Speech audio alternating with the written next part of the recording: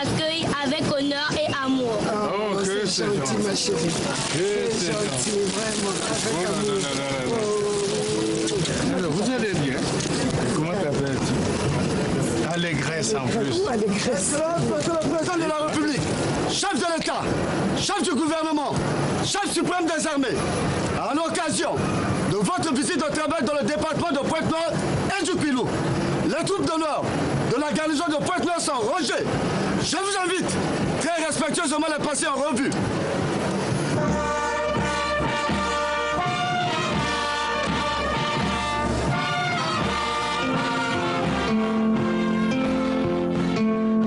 C'est l'histoire d'un gamin de la brousse qui fut l'un des plus jeunes chefs d'État d'Afrique et qui en est aujourd'hui l'un des doyens incontournables.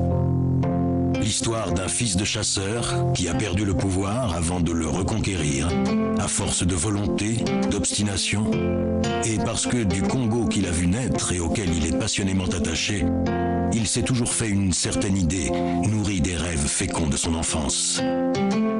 L'itinéraire de cet homme debout, pudique et secret, qui a côtoyé 5 présidents français, rencontré Mao, Castro et Ho Chi Minh, fraternisé avec Mandela et traversé bien des tempêtes, n'avait jamais été raconté par lui et avec lui.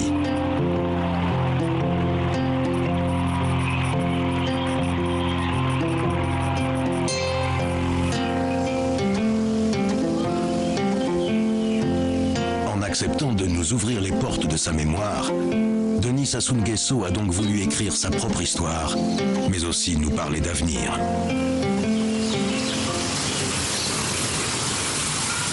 On va commencer, Président, cette histoire de votre vie, cette longue saga, très longue histoire. La première question que j'ai envie de vous poser, elle est toute simple. Quel est votre premier souvenir? Le tout premier souvenir, c'est celui de mon initiation. Parce que là, je n'étais même pas encore à l'école et mon père était venu me chercher pour aller à l'initiation. Je suis resté de longues heures. Pourquoi vous? Ah, ça, je ne sais pas. Et c'est arrivé comme ça. L'explication ne m'a pas été donnée non plus. Vous n'étiez pas l'aîné de la famille? Ah non, le dernier même, de tous. Et vous avez des souvenirs de cette cérémonie? Ah oui, heureusement, mais je ne suis pas autorisé d'en parler. Ça ne se raconte pas? Ça ne se raconte pas. Mais bien sûr, de mon initiation, heureusement, oui. C'est comme ça que l'on devient moiné? Ah oui, il faut d'abord aller à l'initiation. Et comme les moinets, c'est de père en fils, et votre tour finit par arriver. Edou, chef-lieu de canton de la Cuvette, région centrale du Congo, au cœur de ce qui est alors l'Afrique équatoriale française. C'est là que tout a commencé. Denis est le cadet de Julien Nguesso, l'une des personnalités locales de la communauté Mboshi, et d'Emilienne Mouebara, maman Emilienne, femme humble et discrète, à qui il vouera toujours une dévotion fusionnelle. Et puis il y a aussi dans cette petite enfance des couleurs, des odeurs, la chasse, la pêche, la lima, tout ça. Vous a bercé, c'est l'enfant de la brousse. Bon, nous vivions sur le terrain. Hein, et nous avions nos moments de pêche. Et c'était surtout la pêche. Et on allait aussi à la grande chasse, parce que mon père, c'était un guerrier, c'était un grand chasseur. Il s'attaquait aux buffles. C'est de notoriété publique, en fait, dans la contrée, il est connu pour ça. C'était un guerrier, donc c'est lui qui était le pisteur. Le matin, 4 heures du matin, il allait en brousse suivre les troupeaux, les localiser, les troupeaux de buffles, de sangliers, il les localisait dans un bois, il revenait au village, mobilisait les autres chasseurs. À ce moment-là, de mettre à arrêter les cours. Il disait, bon, il y a la chasse, parce qu'on entendait le bruit.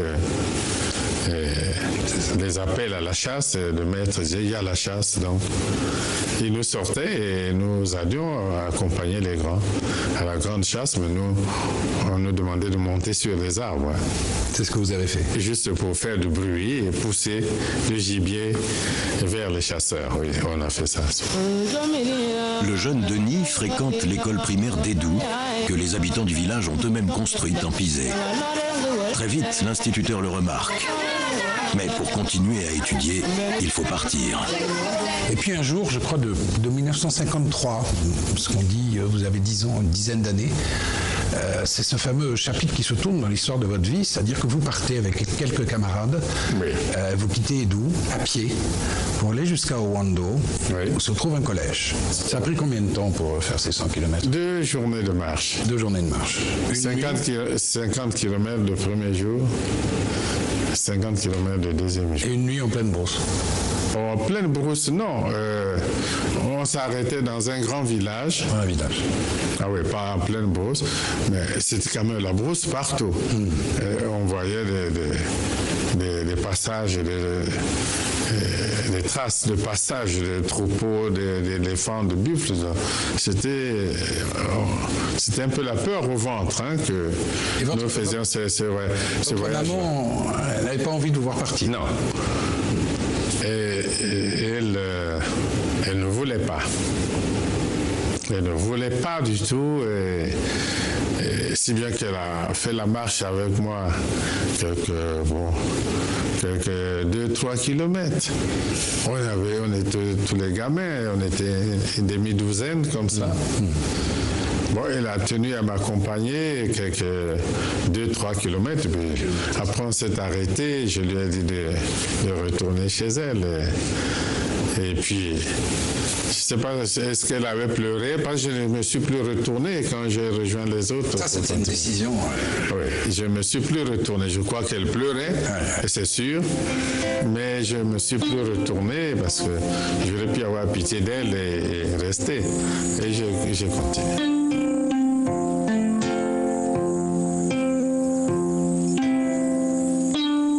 Après 2 années passées à Owando, c'est un nouveau départ, cette fois pour le collège.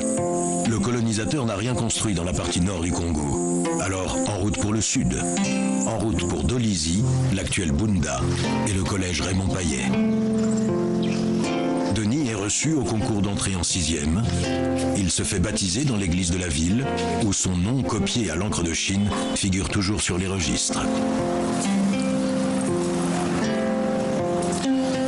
C'est avec plaisir que je vous montre ces archives qui sont très très précieuses, où nous voyons le nom ici de Sassou Denis. Je sous-signé et baptisé à Dolisie, et l'on peut lire l'an 1958, le 10 du mois d'avril.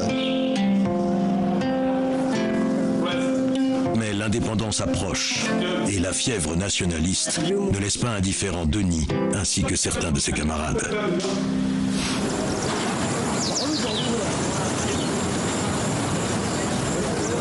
Nous avions connu une période révolutionnaire, en fait très précoce, parce que nous avions un professeur, Maurice Spindler, qui était notre professeur de français, mais qui faisait plus de philosophie avec les élèves de 4e et de 3e que le français. Et c'est lui qui nous a inculqué l'esprit nationaliste, en fait. Pour vous donner une idée, bon, bien que nous soyons les plus jeunes de la promotion, mais nous étions un peu comme les meneurs de la promotion. Et lui, Denis, dès le départ, il avait ces qualités de meneurs.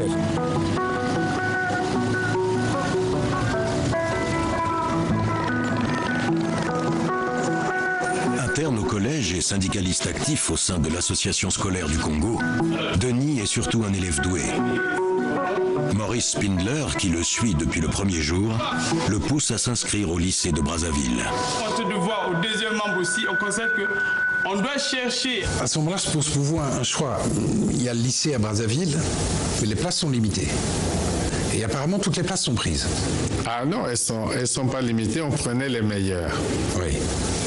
Et on prenait les meilleurs, elle n'était pas limitée. On prenait les meilleurs, mais c'était déjà en 60. Oui. Et on vivait déjà les premiers moments. Bon, le choix est basé sur des critères qui n'étaient pas objectifs. Quiconque pouvait avoir un soutien dans les milieux politiques pouvait avancer. Donc, commençait déjà les choses clairement, président, il y avait du favoritisme. Favoritisme. Voilà. Parce que les meilleurs, oui, on prenait les meilleurs. Qui continuerait. À ce titre, vous pouviez postuler. Non seulement j'ai postulé, mais je pensais que je méritais, puisque, oui, en toute humilité, j'étais major. Major de promo. Oui, oui. Donc, je méritais. C'est quand même l'un des souvenirs douloureux. Denis est déçu, meurtri. Sans enthousiasme, il se prépare à devenir instituteur, quand Spindler, encore lui, a une idée qui va changer son destin. Le colonisateur sur le départ recrute des cadres pour la future armée congolaise. Pourquoi ne pas tenter sa chance? Denis se présente au concours, réussit et entame une formation d'officier. Direction la base de Boire en Centrafrique pour une préparation parachutiste sous le commandement d'un certain colonel Bijard. Puis Cherchel en Algérie. Quelques années plus tard, c'est à l'école militaire de Saint-Mexan, en France, que s'achèvera le cursus du futur général Sassou Nguesso. Quel souvenir vous avez de Bijard? C'est un officier, un véritable officier. C'est quelqu'un qui faisait 6 kilomètres de crosse par jour, tous les matins, avec son épouse et sa fille. Tous les matins. On sortait, on voyait Bijard avec son épouse et sa fille, tous les matins. Et il nous en a fait voir quand même aussi. Avec lui, c'était très dur. Mais cela nous a formés aussi.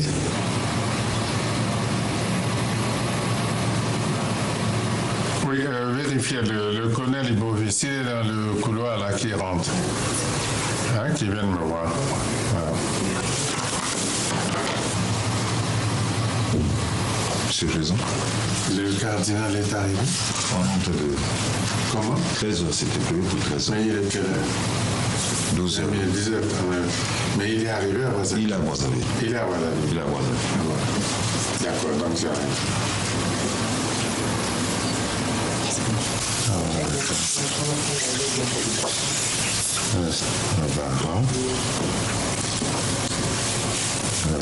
Pour le ministre de l'Intérieur lui-même. Merci.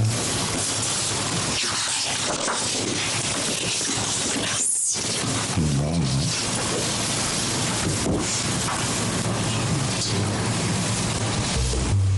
L'indépendance, quiconque la voudra, il pourra la prendre aussitôt. La métropole ne s'y opposera pas. 15 août 1960, l'indépendance. L'abbé Fulbert Youlou accède au pouvoir, mais il n'y restera pas plus de 3 ans. Renversé par une insurrection populaire, lâché par la France, Youlou cède la place à Alphonse Massamba Deba, au socialisme bantou, au parti unique et aux milices populaires. Revenu de Saint-Mexan, Denis Sassou Nguesso est lieutenant au sein du groupement aéroporté, unité d'élite de l'armée. Avec quelques autres officiers progressistes, dont le capitaine Marien Ngouabi, il observe la lente dérive d'un régime de moins en moins cohérent et de plus en plus autoritaire. Le 2 août 1968, Alphonse Massamba Deba démissionne sous la pression d'un conseil national de la Révolution regroupant civils et militaires, dont Marien Ngouabi et Denis Sassou Nguesso. C'est un coup d'État, certes, mais populaire. Fin décembre, Marian Gwabi devient président et un nouveau parti unique, le Parti congolais du travail, voit le jour un an plus tard. À la Révolution et au Parti congolais du travail, je m'engage en me guidant le principe à défendre les statuts et la Constitution, à consacrer toutes mes forces au titre des idéaux prolétariens du peuple congolais. Denis Sassou Nguesso, désormais capitaine, poursuit son ascension. Chef du groupement aéroporté, patron des forces terrestres de Brazzaville, directeur de la sécurité, ministre de la Défense.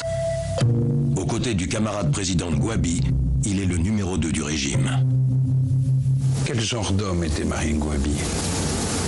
Quel genre Un homme de conviction aussi, de grande conviction, de grande intégrité.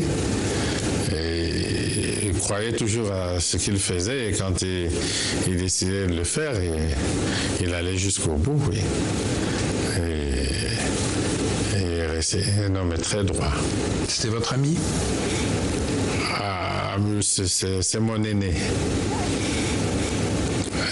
C'est mon frère, mon ami, mon compagnon. Je lui suis resté fidèle jusqu'au dernier moment où je l'ai accompagné à sa dernière demeure. Oui. C'est un moment de fierté pour moi. 18 mars 1977. La foudre tombe sur Brazzaville. Après 8 années fiévreuses de socialisme échevelé, ponctuées de complots, de trahisons et de tentatives de putsch, le président Marian Gwabi est assassiné par un commando dans l'enceinte de sa résidence de l'état-major. Bien plus tard, lors de la conférence nationale, certains accuseront sans preuve Denis Sassou Nguesso d'avoir lui-même commandité le meurtre. Monsieur le Président, je voudrais que vous me racontiez le 18 mars 1977. Comment vous avez vécu ça? Comment vous avez appris ce qui s'est passé? Racontez-moi un peu ce fameux jour où Marian Gwabi a été assassiné. C'est très simple à raconter parce que j'étais ministre de la Défense.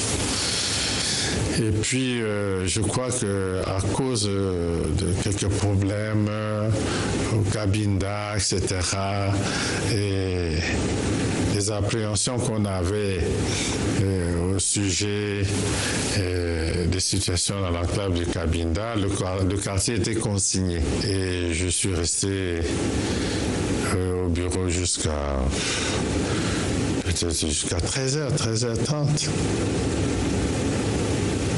14 heures, peut-être, oui. Quartier consigné. Puis je suis allé me rafraîchir un peu un Pila chez moi. Et dès que je suis arrivé, les Kunzo me téléphonent pour me dire qu'il entend des tirs nourris en direction de l'état-major général. Des tirs nourris en direction de l'état-major général. C'est mes téléphones. Bon, j'ai juste remis mon ceinturon. Je n'ai même pas dit au revoir à mon épouse et à mes enfants. Et je suis revenu. J'ai foncé naturellement vers mes bureaux au ministère de la Défense. Quand je suis arrivé devant la mairie, l'actuelle mairie, c'est là où on m'a dit le président Gwabi est grièvement blessé et on l'a amené à l'hôpital militaire.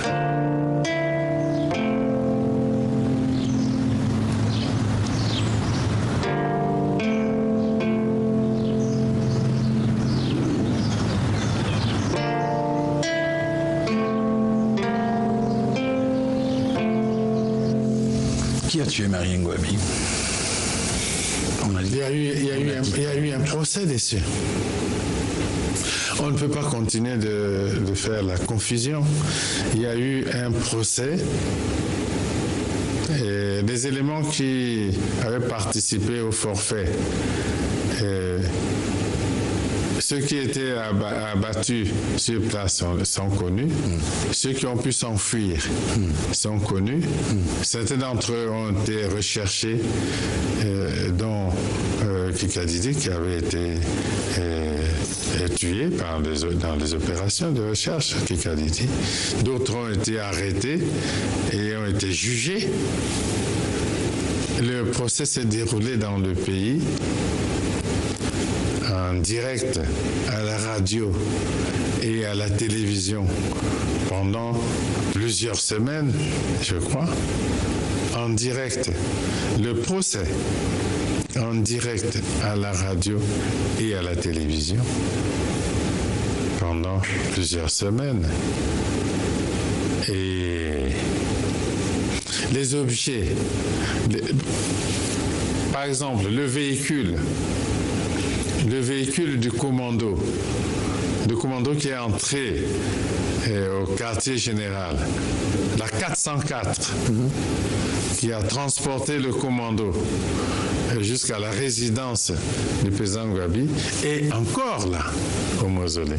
On ne peut pas créer de la confusion autour de cet événement indéfiniment. Je m'élève contre cela.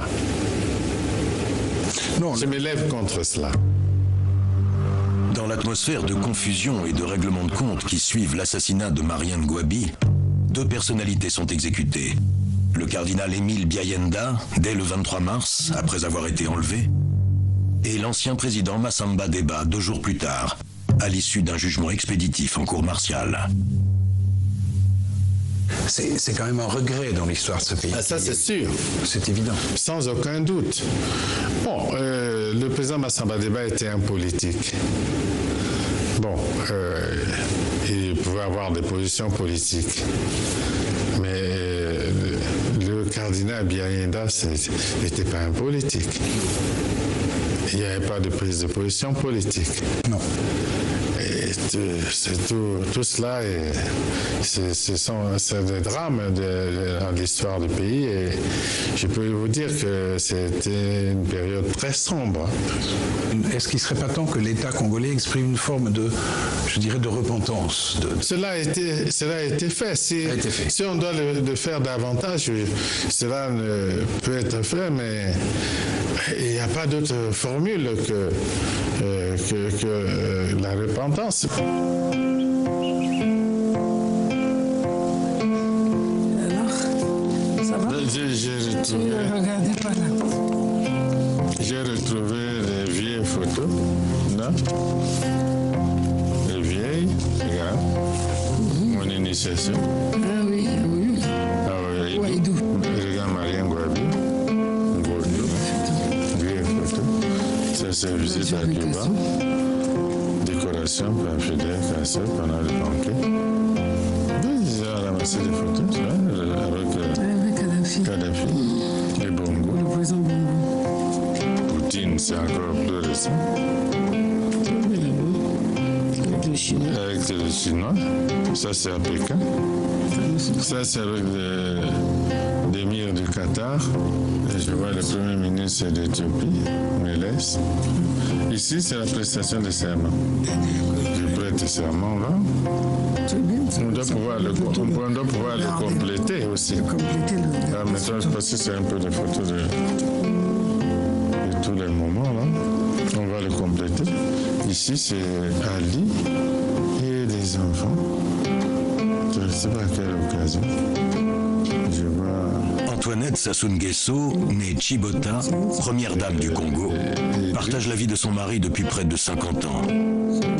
Jeune institutrice, séduite par le bel officier, elle est sans nul doute celle qui le connaît le mieux.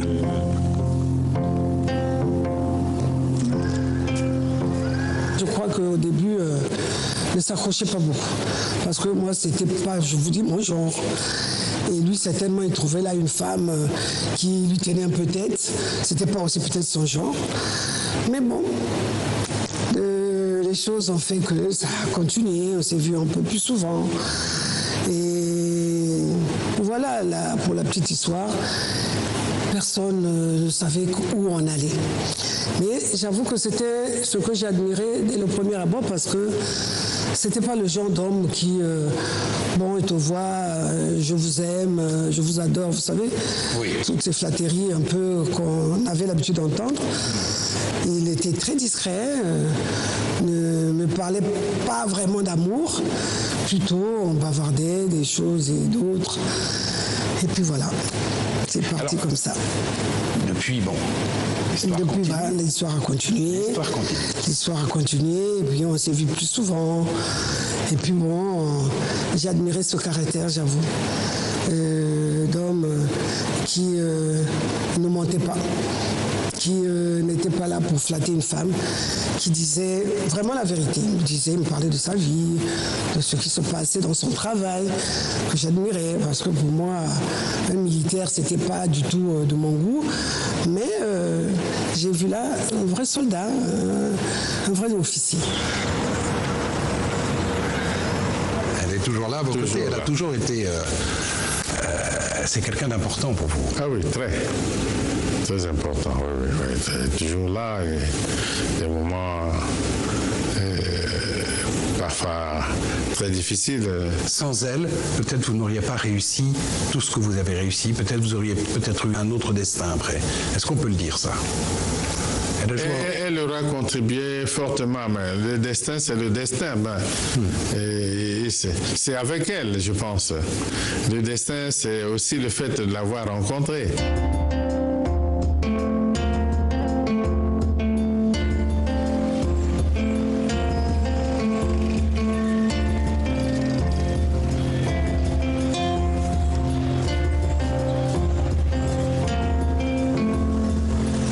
Les obsèques de Marianne Gwabi achevées, se pose la question de la succession. C'est le colonel Yambi Opongo qui est désigné chef de l'État par le comité militaire du parti. Même si, pour toute une partie de l'opinion, l'héritier de Ngouabi, c'est lui, Denis Sassou Nguesso. Mais à 34 ans, il ne se sent pas prêt. Pas encore. Il y a eu la pression et de l'armée et des organisations du parti pour qu'ils prennent la tête. Parce qu'on pensait, on voyait en lui comme la meilleure garantie pour aller vers le 3e congrès. Il l'a refusé. Il a pensé que dans ce contexte, il avait un aîné, le général Yambi, et moi j'étais de ceux qui exerçaient aussi quelques pressions. J'étais comme directeur du cabinet. Certains essayaient de passer par nous pour le convaincre. Il l'a refusé.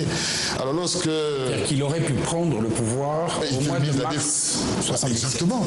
Il était ministre de la Défense et il avait la direction du parti en réalité. Donc toutes les conditions étaient remplies pour qu'il prenne le pouvoir en ce temps. La présidence Yambi durera 600 jours. Le successeur de Marianne Gwabi prône la rigueur et l'efficacité, mais son style martial et sa communication déficiente vont lui coûter cher. Yambi est destitué par le comité central le 5 février 1979, avant d'être arrêté. Cette fois, pour Denis Sassou Nguesso, l'heure est venue d'assumer ses responsabilités. Vous êtes vice-président, ministre de la Défense, vous êtes le numéro 2 du gouvernement. Numéro 2, voilà. De manière tout à fait claire. Oui, mais pour en arriver à cette décision que l'on connaît, c'est-à-dire le Denis Sassou Nguesso, chef de l'État, il y a aussi une volonté personnelle, qui est la vôtre, d'arriver au pouvoir. Mais il faut quand même dire que ce n'était pas une simple volonté de puissance comme ça qui venait de Sassou Nguesso comme dirigeant du parti, mais c'était quand même aussi la même opinion du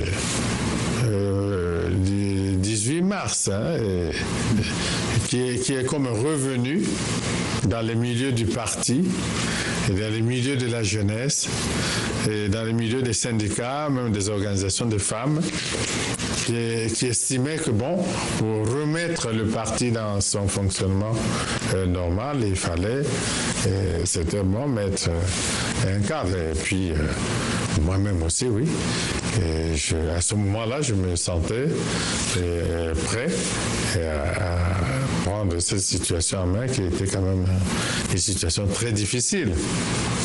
Au plan politique, au plan économique et social, c'était une situation, le pays était quand même dans une dérive sérieuse, oui. Je me sentais la volonté de le faire. Oui. Vous vous souvenez de ce jour de février où vous êtes président de la République? Vous vous en souvenez encore? Quel sentiment avez-vous en tête? Qu'est-ce qui se passe? Vous dites, j'ai fait un chemin extraordinaire quand même. Depuis Édou jusque-là. Jamais j'aurais pensé que... Qu'est-ce qu'il y a dans votre tête? Quels sont vos sentiments? Le sentiment, c'était quand même celui du devoir. Je sentais quand même à ce moment-là le poids de la responsabilité. Bon, le parcours, oui, j'étais arrivé là.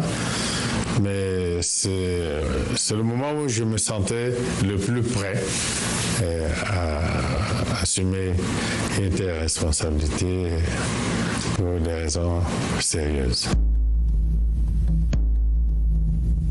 En 2 décennies à peine, le Congo a connu 4 présidents, dont aucun n'a quitté le pouvoir dans des circonstances normales. Aux Congolais, Denis Sassou Nguesso va apporter ce qu'ils attendent le plus: la stabilité, condition du développement. Si le régime Sassou I reste socialiste en apparence, le mot d'ordre est celui du réalisme. Réalisme politique tout d'abord, avec la libération des prisonniers d'opinion et l'adoption d'une nouvelle constitution. Réalisme diplomatique ensuite, entre la France de Giscard d'Estaing puis de François Mitterrand, les États-Unis de Jimmy Carter et de George Bush, l'URSS, la Chine et Cuba, Denis Sassou Nguesso s'efforce de maintenir un subtil équilibre. Réalisme économique surtout. Le pays se construit enfin. Routes, ponts, édifices publics sortent de terre, sous l'impulsion de ce qui va devenir, pour le meilleur et pour le pire, la ressource essentielle du pays, le pétrole.